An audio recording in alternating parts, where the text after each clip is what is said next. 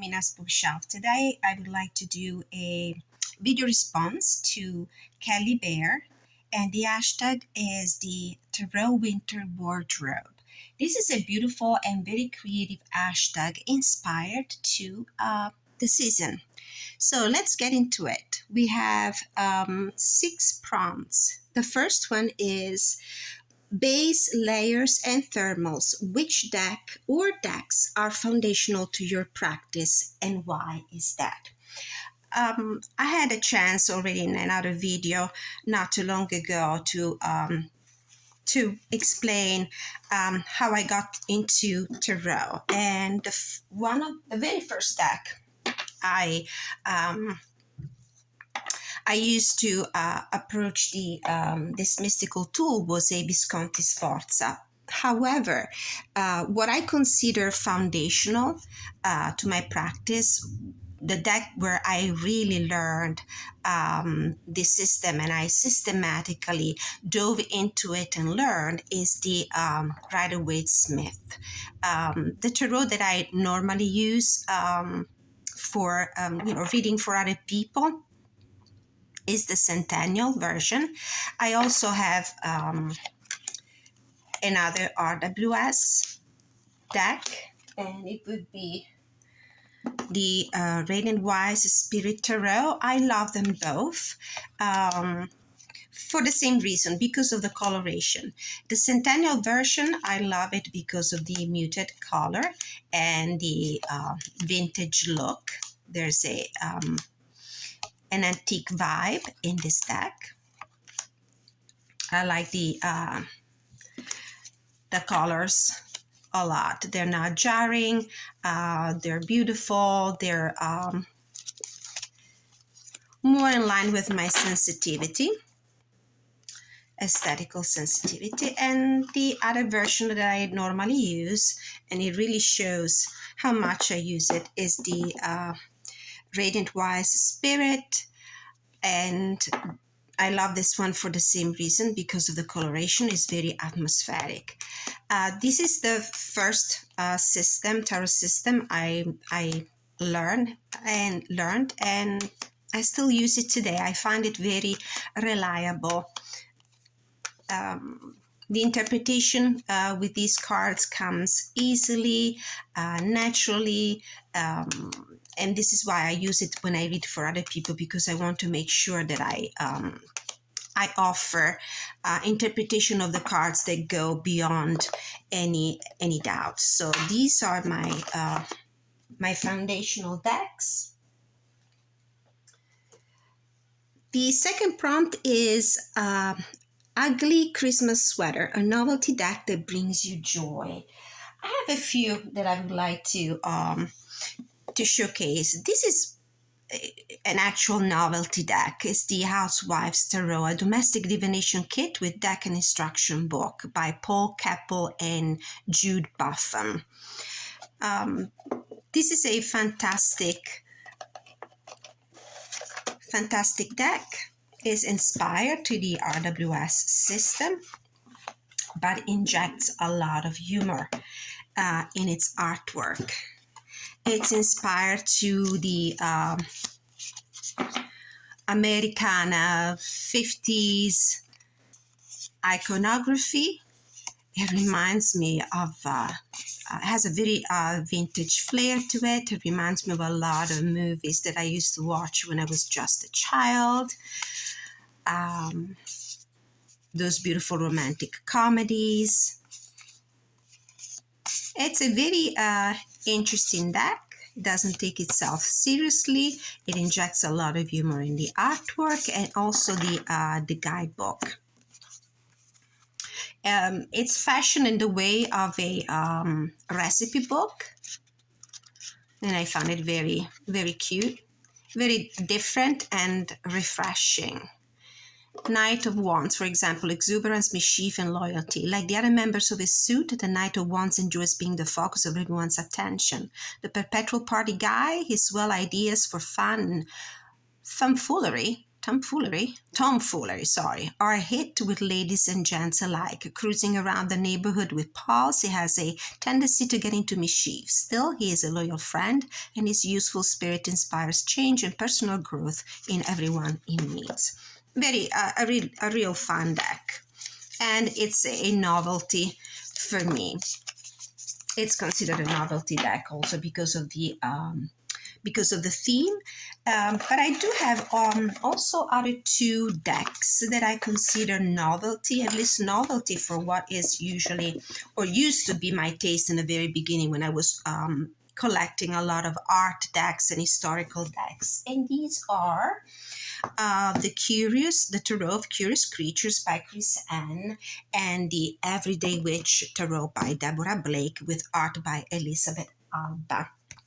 Now, these are not exactly what most people would consider novelty decks, but I look at these, the artwork of this deck with these anthropomorphized, I think that's the term, human beings with animal heads, to be a novelty in my collection of decks, and it brings me joy. It's something about the very clever and charming use of color Chris Ann is famous about.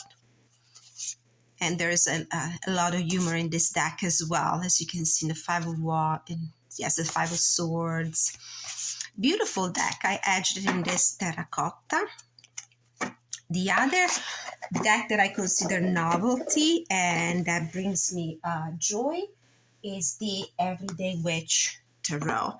This is my very first novelty whimsical deck that I ever bought. At that point, I had the Visconti Sforza, I had the RWS, I had the Victorian Romantic. So this was my first novelty deck, so to speak, inspired to these very young witches. And it brings me joy. It's the very first colorful, whimsical deck that I added to my collection. It reads really well. It's RWS inspired, so it's my cup of tea. And a lot of people's cup of tea, I believe. This is almost everybody's favorite. Like it. I love the dynamism of the images. It's great to, if you approach your readings like in a storyboard and you just spread your cards down on the table and you look at the sequence of the images, you can get great visuals and very poignant intuition downloads. So this is the other novelty deck that brings me a lot of joy. Next prompt is Winter Coat, your Workhorse deck, the most used decks. All right, these are my Workhorse, the ones that I know that I can rely on no matter the topic of the reading, no matter if I'm reading for myself or for other people. Very clear, pristine readings with these decks. The first one that I would like to show is the Druidcraft Tarot deck. This is a deck that comes up quite frequently in my VRs and in my energy check-in readings videos that I do. It's a deck that I've had for the longest time. It shows its age and the usage. It's a deck that I have modified and worked with a lot, as you can tell from the bow in the deck. And it's a fabulous deck. I love the coloration. I love the Druid Celtic vibe. I love the fact that the images are so so clear to and easy to understand and read. I love the fact that it's inspired to the RWS. I love the fact that there's a cultural tradition behind it. It is not my cultural tradition because I have no Celtic Anglo-Saxon roots at all. I'm quite Mediterranean instead. And so for me, it was like exploring a new world, a world that has a lot of charm. It's the world that I fell in love with as a child, reading books about Arthurian legends. So this is a deck that is very easy for me to read and work with, so it frequently comes up in my reading. The other two, Workhorse, of course, the always reliable Ciro Marchetti. I love all his decks, and I have a few. This is my favorite of all his decks. This is a mass market deck. I love the use of fantasy theme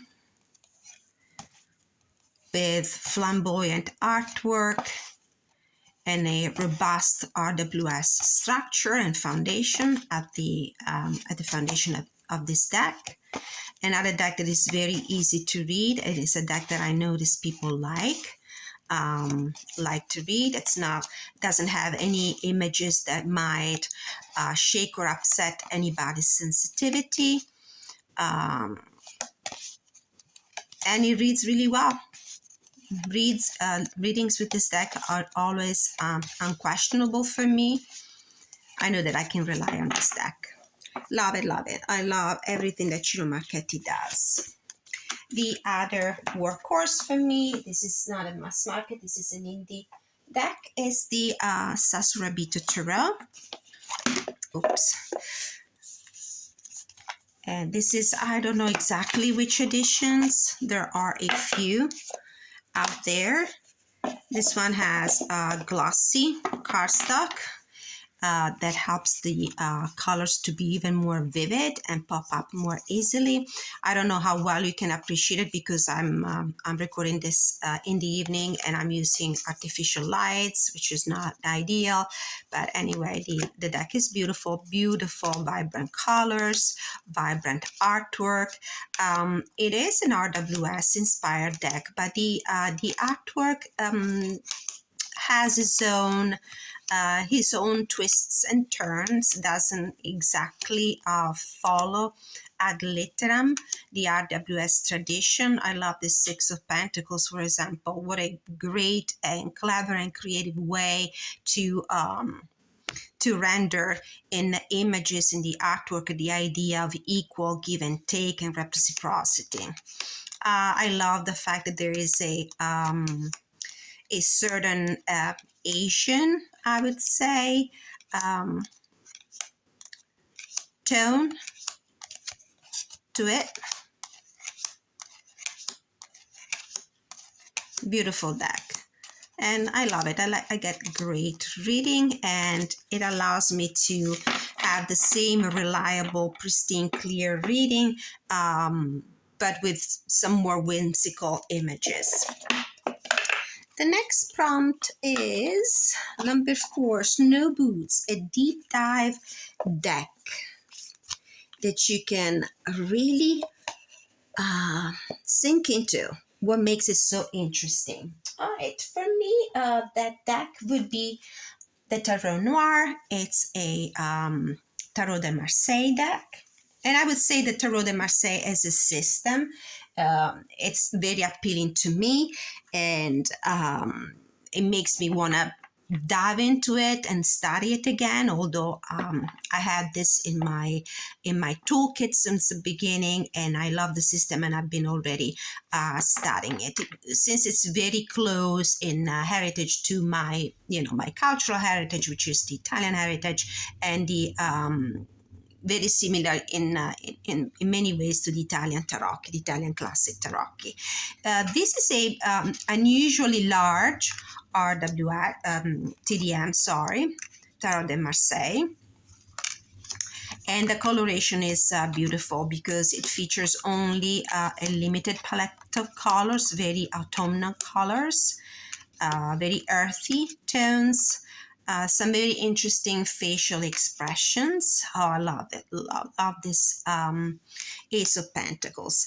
Now, the Tarot de Marseille is one of the oldest tarot decks known to us. It dates back to, I think, to the 1600s.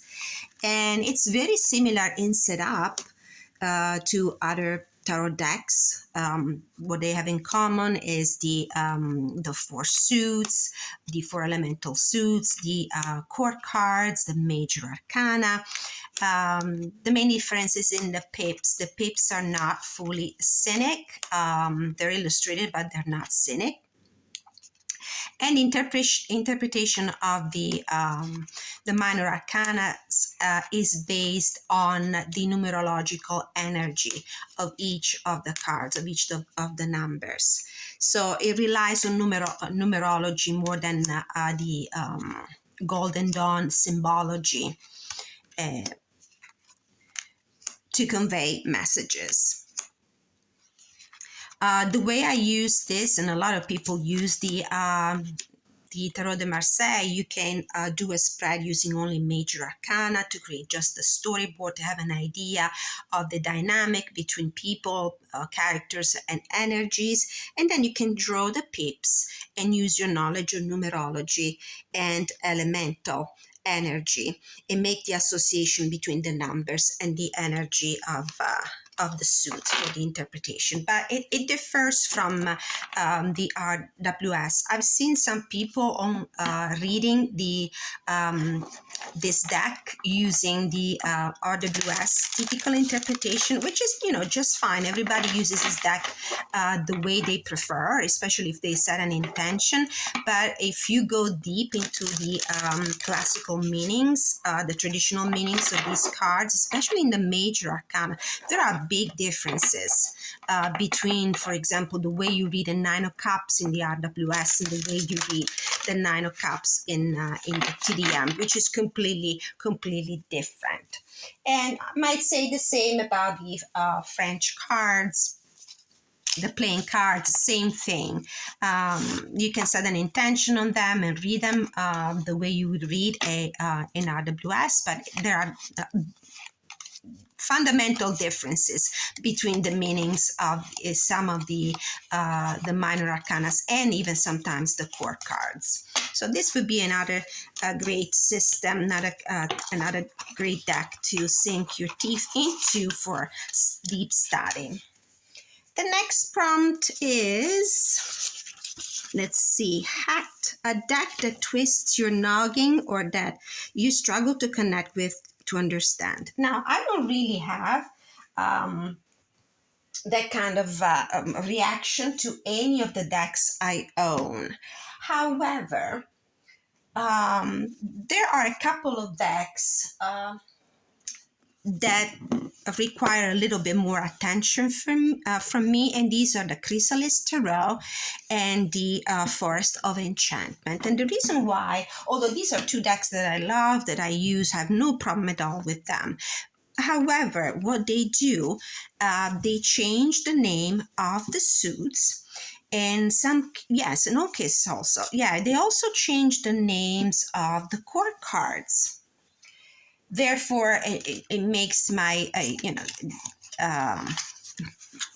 the work a little heavier for me to remember exactly, especially because they're not the decks that I use on a daily basis. I have to, every time, consult the guidebook because I always have a little bit of a doubt about the correspondence between the regular RWS names and the names adopted in these decks. For example, in the Chrysalis decks, we have scrolls for swords, I think. The page of mirrors called the healer.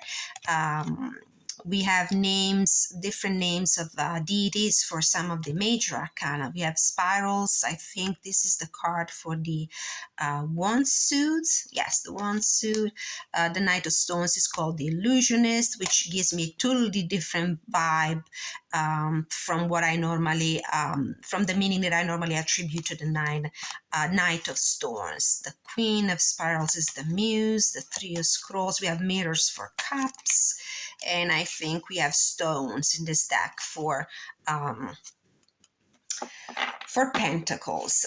The other one is the Forest of Enchantment.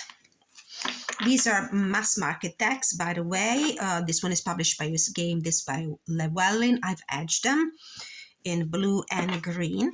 And this is another beautiful deck. I use this one more often than I use the Chrysalis Tarot. And we have the same thing. We experience the same thing here. There's some of the major arcanas have different names. For example, the sun is the sunlight, but that's quite easy to understand. The visions are the cups. And we have the boons for the pentacles, the huntsman. I think this is the justice card. The spells are the wands, and the challenges are the swords. And then we have keeper of challenges for the king of swords, and I think we have the weaver for the queen, and the seeker for the knights. And I don't remember what is the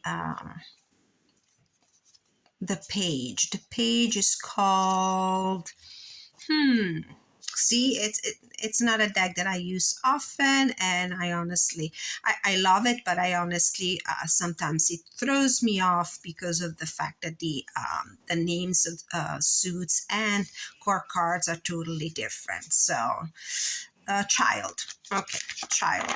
I mean, you can easily think about the immature energy of the page, easily translate it into the child. But, if somebody is at the beginning of their journey with the tarot, they might have a little bit of problems with that. That was the hat.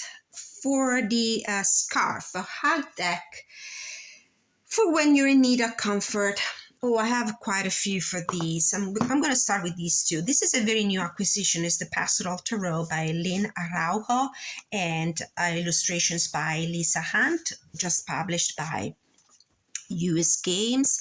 And I found this to be so grounding and spiritually elevating at the same time, with this beautiful depiction of the natural world, of the rural settings. I received it a couple of weeks ago, I think, and I'm still working with it. Yesterday I edged it in this beautiful lavender color.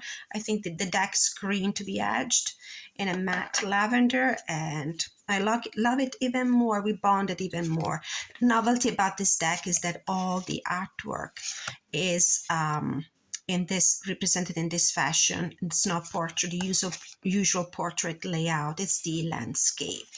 It's very interesting, beautiful artwork. I love Lisa Hunt, and the guidebook written by Lena Araujo is very comforting and inspirational. And I'm doing not only divination readings with this deck, but I'm doing also a lot of inspirational decks, affirmations. I pull a card every day, and I love to lose myself in the words of Lynn Araujo for inspiration and comfort. The other one is another mass market deck by US Game. Is the Tarot Mystical Moments with illustrations by Kathleen Wells Stein. There is something about her beautiful artwork that feels to me like a reassuring hug. This is a beautiful deck. I think that the artist Kathleen Wells Stein included in this deck not only pre-existing artwork, but artwork that was also purposely created for this tarot concept. And I follow her since the very beginning, since before she even thought about creating oracle decks and tarot decks. And it's the artwork is so beautiful. I find comfort in art and beauty. So I love to look at this deck. I love to read with this deck. Great reader, by the way. So this was the Tarot of Mystical Moments by Catherine Wellstein. The other two decks that normally bring me a lot of comfort, they feel like a gentle hug, are the Gentle Tarot by Mari in the Sky and the Lioness Oracle Tarot by Alejandra Leon. This one in particular has a lot of Libra vibes for me, and maybe because I have, maybe for some placement of Libra in my natal chart, I do vibe with this deck a lot, and it reminds me a lot of my mother. Love the roses, love the collage, very clever, very graceful collage artwork in this deck.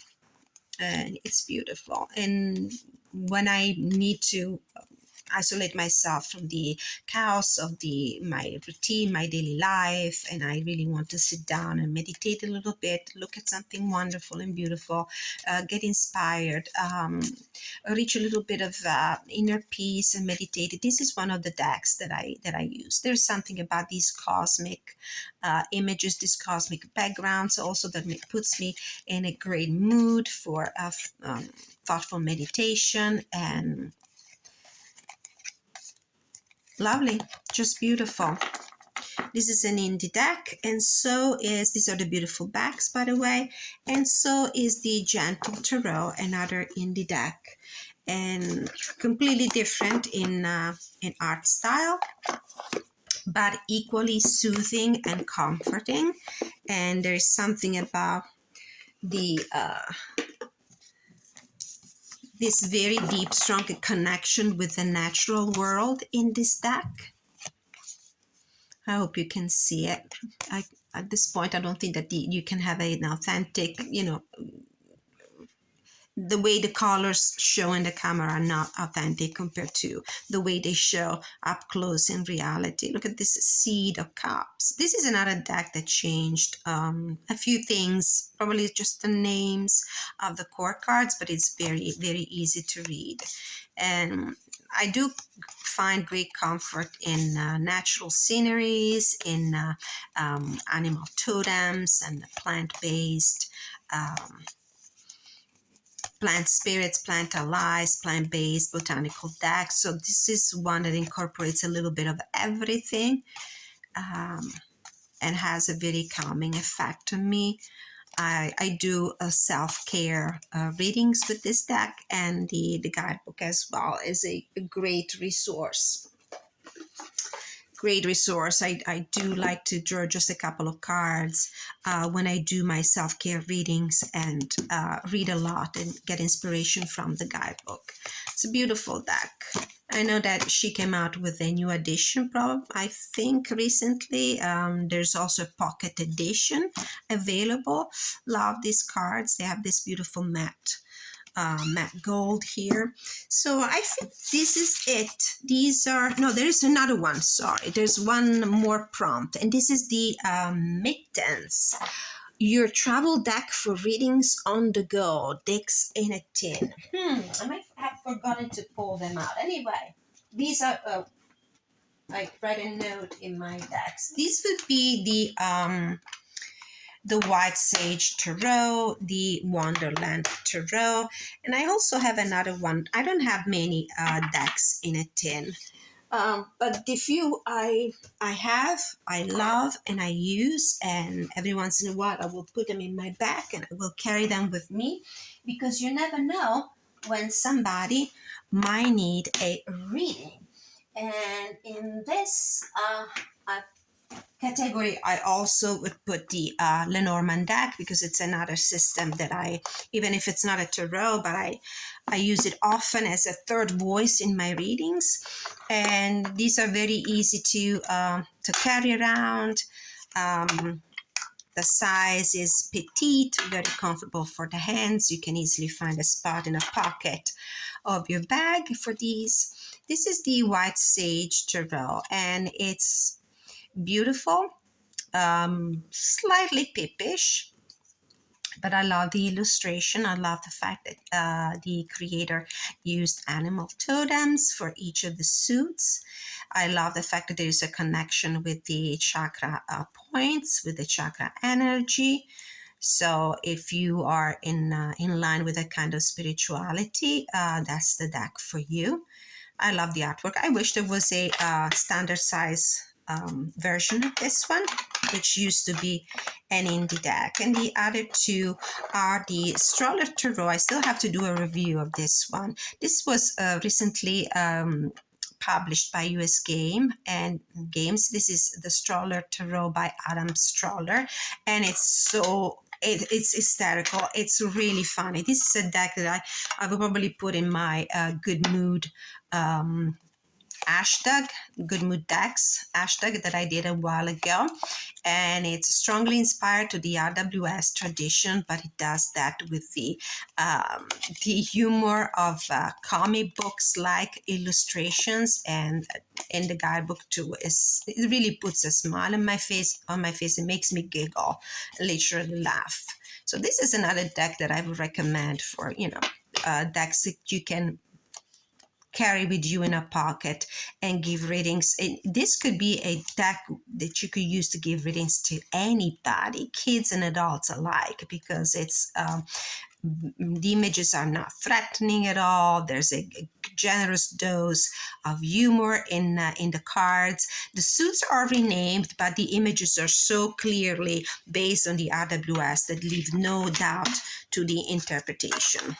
And then another deck that I would love to see at some point reprinted in standard size is the Wonderland Tarot, inspired to the original Taniel's illustrations. This is a classic, very vintage in look. This one renames the suits as well, but same.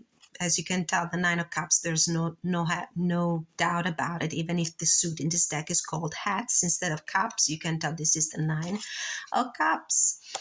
And it's another great deck that I like to bring with me, that I can use with all kinds of people. That it's going to probably elicit also a lot of interest.